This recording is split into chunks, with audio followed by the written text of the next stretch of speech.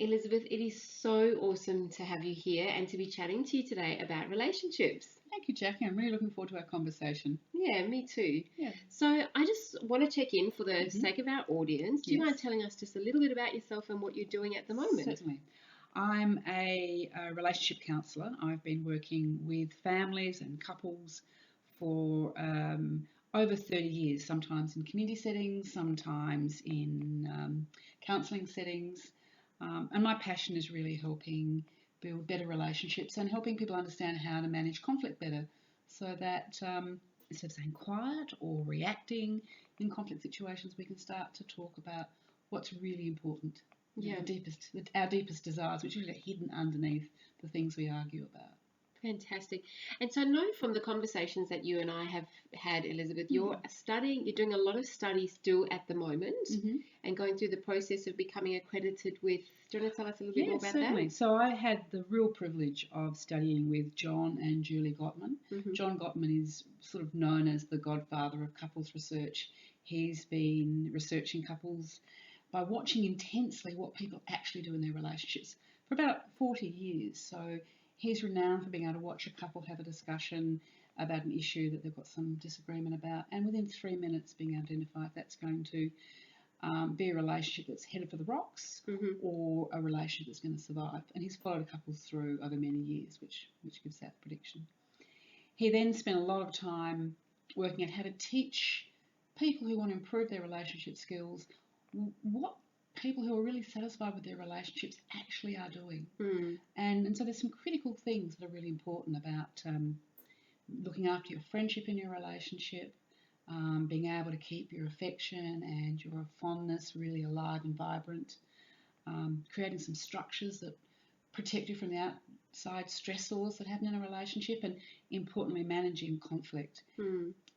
Strangely enough, it's sort of counterintuitive, but most of the arguments we have with our partner are going to endure across the length of the relationship. We resolve maybe a third of the disputes together, and 2/3 of them are just ongoing conflicts, whether they're about values or about lifestyle or about challenges that are going to be a difference of opinion about kids or career. And couples need to be able to keep managing those conflicts well, rather than letting them escalate into resentment or criticism or blame. So what is that? That's awesome, because what we're talking about essentially is giving people much better tools to be able to communicate with each other so that there's less conflict. But also, if we're going to be having arguments as couples, let's argue about stuff that's meaningful, not that can't be resolved. Let's have open conversations about the things where we can impact, as opposed to those the ones where it's never going to be resolved. So what's the point in building anxiety and stress in that?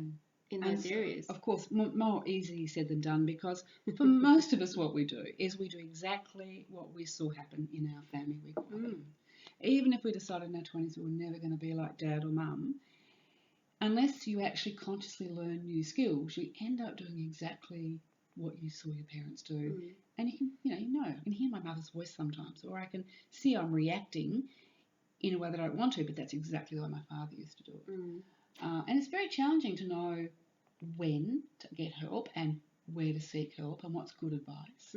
So, using a research-based approach like the Gottman method is really helpful, because it's been proven to work with thousands of couples. Yeah, it's not just a new product on the shelf that you can go out and buy and hope that by following a couple of guidelines everything's going to be okay. No, and it's skills-based. I think that takes lots of anxiety out for couples. If you know that I can learn some skills, if I repeat doing these things, if I hone the way I learn to listen and keep myself quiet rather than reacting, if I know that it takes 5.5 hours a week to run a relationship, that's the amount of time it takes to make sure you can connect each day, you can have a conversation about the things that are stressful in your day and look after each other about that you can have a bit of a date time, and that you can put time aside to talk about the difficult stuff that are coming up, that you are challenged by, and know how to do all those things well.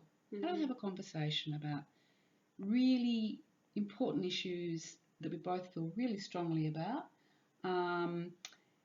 without it escalating into conflict, into one of those repetitive arguments. So having those skills in your toolkit is really important. I often say to people, look, people update their iPhones. They get, security on their computer, but we don't tend to update our relationship or our parenting skills to keep pace with our life changes. Yeah. And the way our relationships and our families evolve. Elizabeth, with the clients that you've got coming into your practice on a day-to-day basis, what are some of the most common reasons that people come and talk to you about? And what are some of the things, the strategies maybe that you've been able to share with some of our listeners so they've got an understanding of maybe one or two things that they could do in their relationship to help and support it? One of the most common issues that couples come with, and people come late. So most people have been really unhappy in their relationship for a number of years. And it's a big thing to come take your private life into a counselling room. So I know that everyone I meet really doesn't want to be there. They'd prefer to be doing something else than talking to me. And hopefully when they come back, they're looking forward to it because they've got some great benefit from it. But people come because they feel like they're losing their best friend. Their sex life and their intimacy has become a distant memory, or they're having arguments that are becoming ugly. And so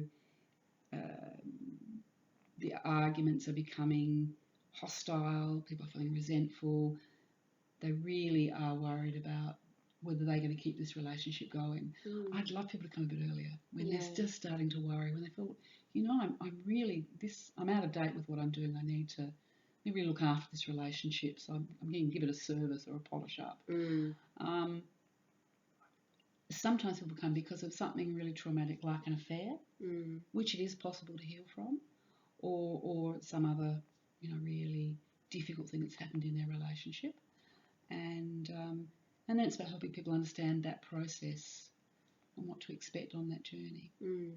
So if we take those arguments that escalate, which is a really, really common reason why people come to see me, one of the things that I really want people to learn to do is to listen with curiosity to their partner rather than think about their responses and what they want to say next. It's a tough skill to learn because we get really defensive very easily, particularly if you think there's criticism and blame in what the other person is saying.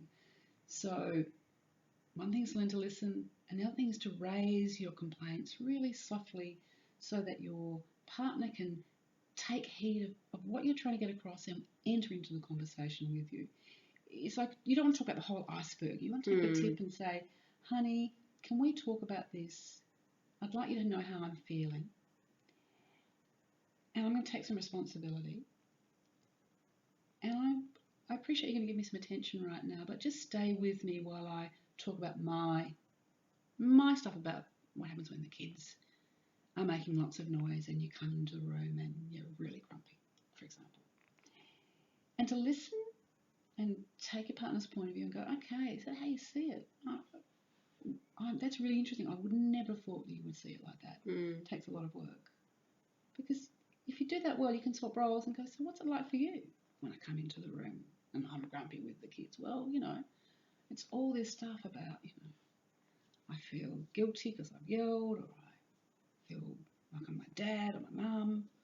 And your partner can listen and support you through that rather than giving you advice, rather than telling you what you've done wrong, rather than criticising. Just stay with you and understand what you're struggling with so that each of you can see that we see this issue really differently, and yet we've got lots of opportunities here that we could learn more about each other, we could support each other, we could take the tone of the conflict down a bit.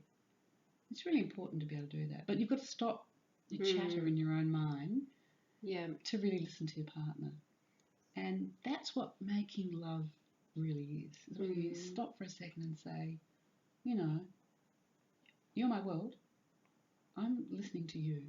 I really want to understand you. You're the most important person right now. Not what I think, not my opinions, not my criticism, but your world, what you need. I really want to understand that. That's foreplay.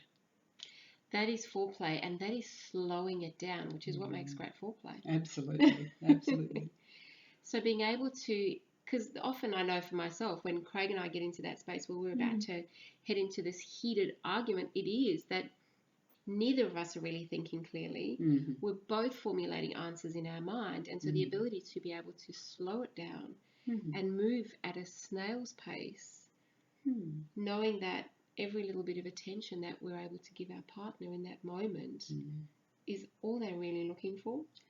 Absolutely. You know, I think relationships are like the film, you know, Sliding Doors. Yes. With Gwyneth Paltrow. They're like moments when you can be mindlessly reacting or caught up in your own thoughts, or moments when you can just suddenly see your partner and be with them. And that's, you know, that's hard to do because lives are busy and they're stressful, but there are always those choices. Am I going to move towards you, or am I going to pull myself away and be resentful? And I suppose one way to slow things down is to realise that the first 3 or 4 minutes of your conversation about an issue set the tone of how it will end. So if you're careful with how you start, if you start small with some humour, even if it's really important, you know, honey, this is really serious, you know, you've left the door open again and I have a door limit. It opened 5 times. I've started to lose my control. Can we please talk about this? Is a bit better than coming and saying, you've left the door open again. How many times do I have to tell you? Yeah. Which is often what we resort to. Well, you can just sort of guess which way the conversation can go with either one of those lead-in lines. And sometimes it's also doing a bit of assessment, like, why is it that important? If it's one of those things that's going to be, in Gottman's theory, you know, one of those things that you're arguing about for your whole relationship and it's never going to be resolved, then, I mean, to me, that gives me a little bit of peace, knowing that I don't have to resolve every argument. First of all, there doesn't have to be a resolution for every argument. And sometimes the door open or the seat left up or down. It's like, how freaking important is it really in the grand scheme of joy and happiness in your home and your life, essentially? Right. And usually, look, under most of the complaints we raise with our partner, there's something else. So the door left open might be, you don't care enough about all the things I have to do around the house, you know. You don't care about what's important to me. It's not the door. It's not the door. It's not. It's never the door. It's never the door.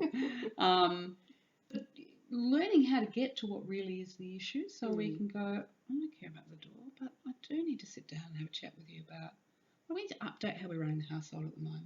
You know, it is out of balance. Yeah, but the door is just the door's a reminder that I'm going to sit down and talk to you about it. Yeah. One of the conversations that I have with Craig every now and again, and I realise it may not be the most constructive way to have the conversation, I'll spend half the morning on the weekend cleaning the house. And Craig will have been in his garage all day and he'll come in, won't wipe his feet, and will walk across a mopped floor without wiping his feet. And I say to him, honey, that is like me walking into your shed and taking a box of nails and tipping it out on the floor. It's the same thing to me. That's how I kind of experience it. That's how I feel it. But it's not about the floor. It's, do you value the effort and energy that goes into me maintaining our home? Yeah. And I guess he might get your analogy of the nails, or he might just arc up and go, okay, we're having one of those conversations. Yes, exactly. Or you might, you know, take him by the arm and say, honey, can you see those footprints? They're all yours. And I've mopped the floor. And so you're still staying connected, you know, and I'm not going to fight you. So we have a problem. I mopped the floor, the footprints are on it. What are we going to do about that problem? Because what you'd really like to do for him to do is go and get the mop, wouldn't you? Okay. And so what's really important is we start to learn to, and this is a big thing for women, we ask for what we want. In the words directly, language. straightforward. Honey, what I want is, would you please wipe your footprints off there? You really might like him to remember to wipe his feet, but even just, you know, okay, the footprints are there, wipe them. He may never remember to wipe his feet, but if he cleans up them afterwards, problem is sort of solved. Might be better. Do you know, I want to share a story with you. A friend of mine who this happened about maybe 7 years ago. She had met her life partner. They'd been together for about 4 or 5 months before he found out that he had his cancer, which he had come back. Oh, dear. Okay. And one of the things that she always used to complain about was his big fat shoes. She said, everywhere I go, like, these fat shoes are always in my way. And it wasn't long after that he passed away. And I was sitting talking to her one day, and she said to me, I would give anything to trip over his big fat shoes. And I will never, ever forget that. I'll never forget those little reminders that you are living with somebody, that there is somebody in your space that you can adore, and those little things are sometimes just reminders that you're not on your own. That's right. And we have, again, those moments. Are we going to deal with small irritations and calm ourselves down so that we can deal with what's really important? Or are we going to mount up all the small irritations like a negative bank balance? And look, here's the debits in the relationship. This is all the stuff that, get my hands in, this is all the stuff that you've done wrong. And I'm going to lead with that. That's how I'm going to attack. Now, that doesn't ever work, but we in our relationships often repeat mistakes and things don't work again and again and again, and then blame our partner for not responding in the right way, not reading our thoughts. Yes, they don't have the script. We didn't give them the script that they were meant to respond with. And there's usually 2 or 3 stories to every conflict. There's the way I see it. There's the way you see it. There's the way I now can think about it, understanding more about you, and vice versa. And there's what we might actually possibly do together. We could compromise on this, or maybe I can't compromise on, take the shoes off. I'm not. Don't mop up after yourself. Yes. And so how do we get to do that? Well, we put a reminder on the door, or we come with some humour about how we do it, rather than the old authoritarian blame methods. Not that I'm sure that you don't have humour with Craig in the end about the shoes. We do. We have a lot of humour about it, and I think that's one of the reasons that we've been married for 23 years, because I know in my personal experiences that I want to spend my energy doing things that are meaningful with Craig. And I have a catchphrase, and for some people this may work and others it may not work, and I just say to Craig, when we're in the heat of an argument and we've kind of lost sight, we don't even know what we're arguing about anymore, I just stop and I say, are we getting divorced over this? And both of us just look at each other and we go, no. I was like, then let it go, because it doesn't really matter. Well, I think it's great to have the catchword that lets you know that probably you're both emotionally flooded. And what that means is your heart is racing, you're not thinking clearly, you're in a sort of fight, flight, freeze response. So it's really hard to read your partner's body language well. The topic will have got off course. You'll either be counter-attacking or feeling really defensive. Your partner might make an apology and you go, that's sarcastic. Or you might smile and they think, that you're sneering at them. It's really, really, once your heart beats really high, you're flooded, it's time out. And having something that reminds you to take 20 minutes to cool down, and it really does take 20 or 30 minutes when things are really tense, to get your heart rate down, to come back and talk about the problem at another time. The skill is knowing that you can do that. Yeah. You can calm down, and B, you're going to come back and finish the conversation in a way that gets you what really is the heart of things. And that's a skill. And a lot of people don't grow up in families where they learn that. So that's what relationship counselling often is about. It's about learning skills to manage conflict better, to keep updating yourself with your partner's life, and to talk about the things that we're uncomfortable about. And that's challenging, to talk about difficult emotions or difficult experiences without blame. Yeah. The part that I love getting involved in, and the work that I do, is mostly around sexuality, and where people get to that point in their lives and wanting to be more explorative with their sex and have a little bit more fun. And that's often where I find people are quite challenged with having those open conversations. Yeah. They may have spent the last 10 years in their relationship giving and receiving sex in a way that just doesn't satisfy them. What are your recommendations and suggestions on how to open up that conversation in a way that honours the relationship? Yeah. John Gottman is famous for saying everything you do in your relationship is foreplay. So I can so attest to that. It is true, isn't it? And so it absolutely is true. I know a lot of women who don't have the sex they want in their relationships. They have sex because their partner expects it, because they feel like they should. And that's very disempowering. Yeah. They don't feel confident to ask what they really want. And so a lot of times I think they're sort of half in the sexual experience and half lost because this is not where they want to be. And it's often because all of the intimacy and the affection in the day-to-day life of a couple is lost. So they're not paying attention to that. So that's the very first place to start.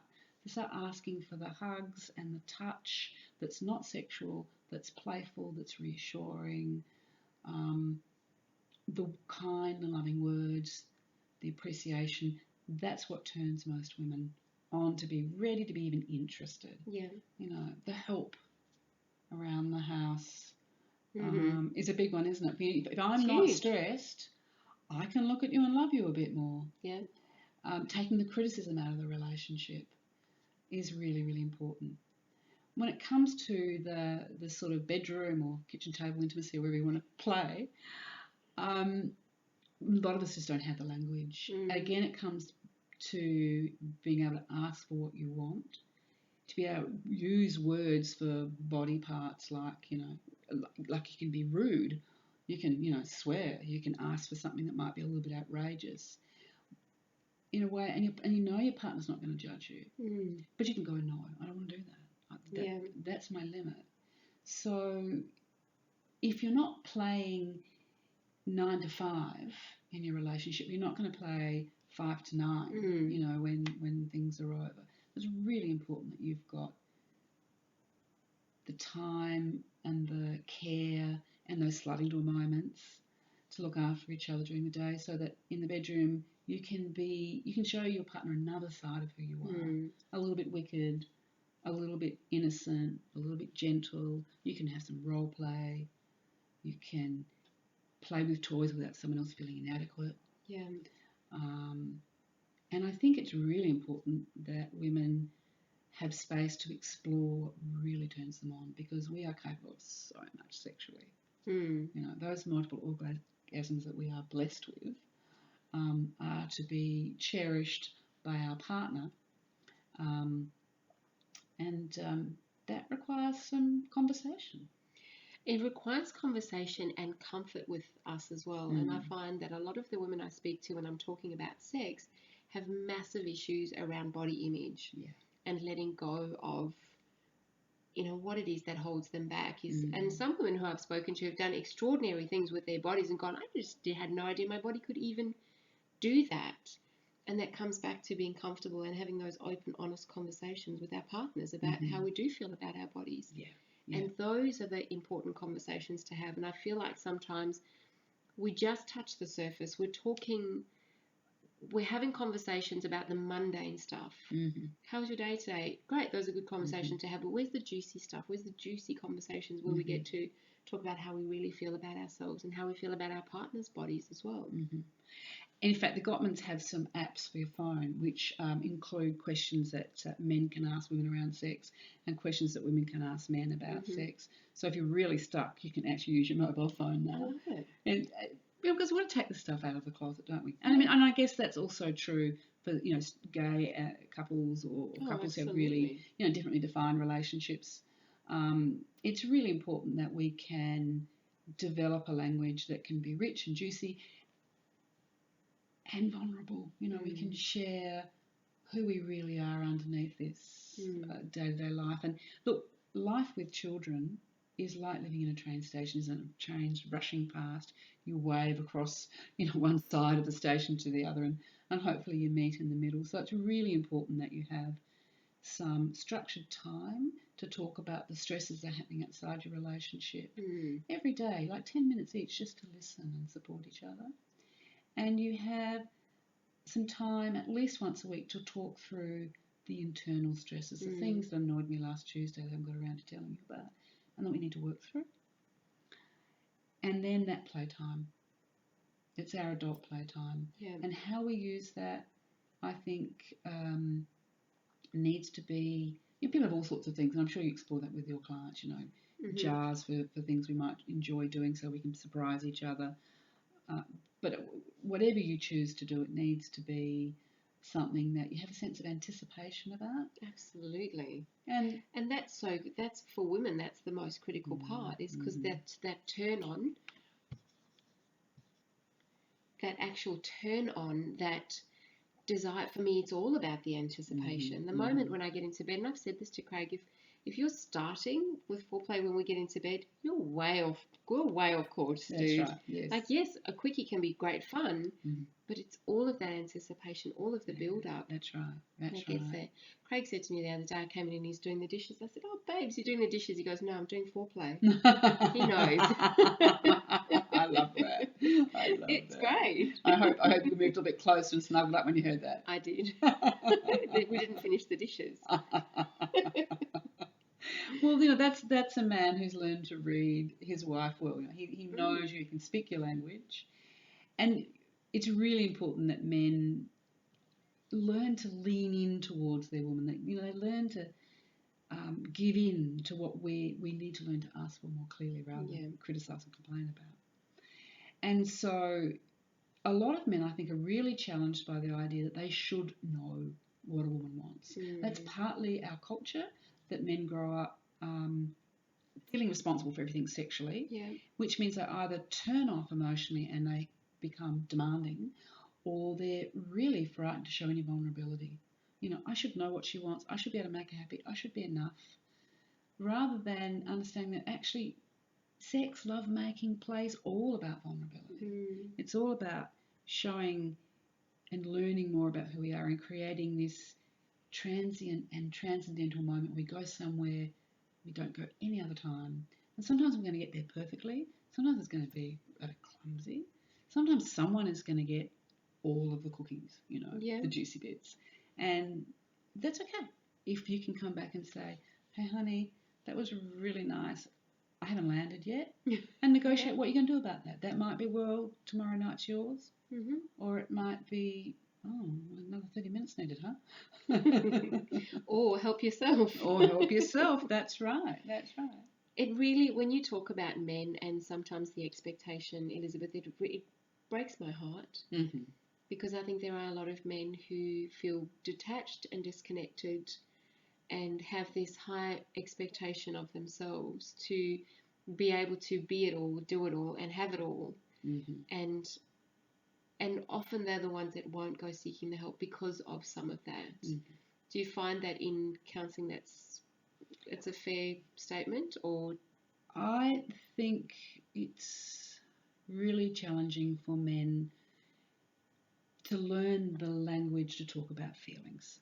We have a culture where men are allowed to be in control and angry or frustrated and possibly sometimes a little bit lonely, and that's about it. It's a very limited experience. They're certainly not allowed to talk about being vulnerable or fearful or their inadequacies. And a lot of men in counselling explore that challenge that they have because they feel, look, if I say something about this, I feel I'm going to get criticised.